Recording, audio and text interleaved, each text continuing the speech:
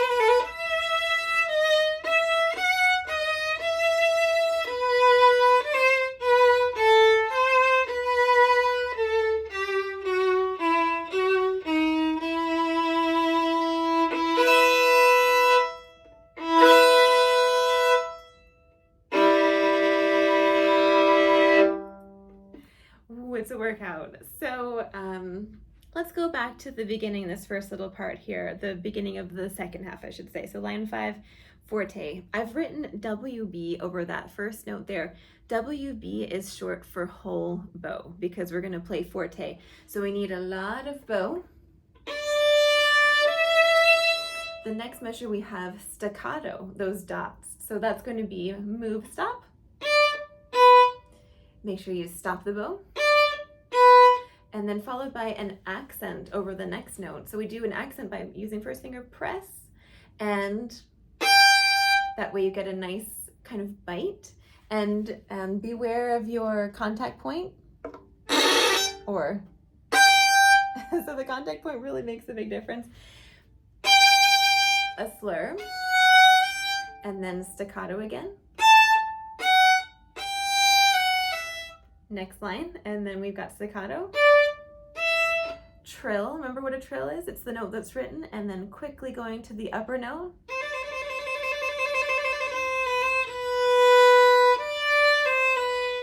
Staccato. And then we have prepare bow written over that rest, because we want to make sure that there's enough bow at the end to do this next measure, which is piano, and conveniently can be done at the tip of the bow. So save a little bit of bow at the end for the piano. Make sure you connect the sound, not but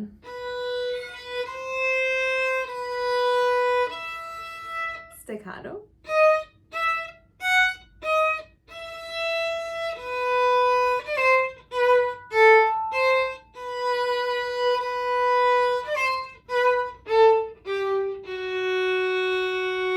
Do the whole bow and this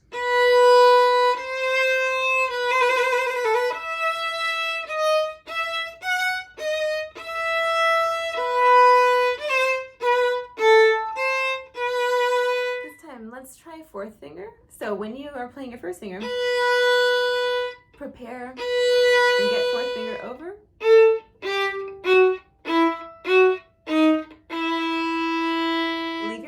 There, but use your arm and pull the finger across.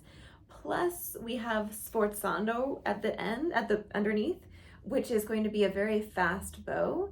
And I've written a line over those chords there to make sure that we don't do but 2, 2, and then we have our last little double stop, which we can still use with first finger there, but it has the accent and it has a little fermata, which means you're going to hold the note for as long as you can. So press with the finger to grab the accent. And we also don't want to lose the sound, so we don't want this. You want to sustain, so see if you can hold that note till the very end.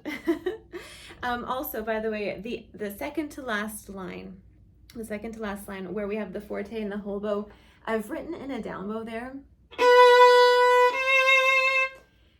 There's a down bow written in the viola part, and I think the editor just forgot to put a down bow in the violin part here.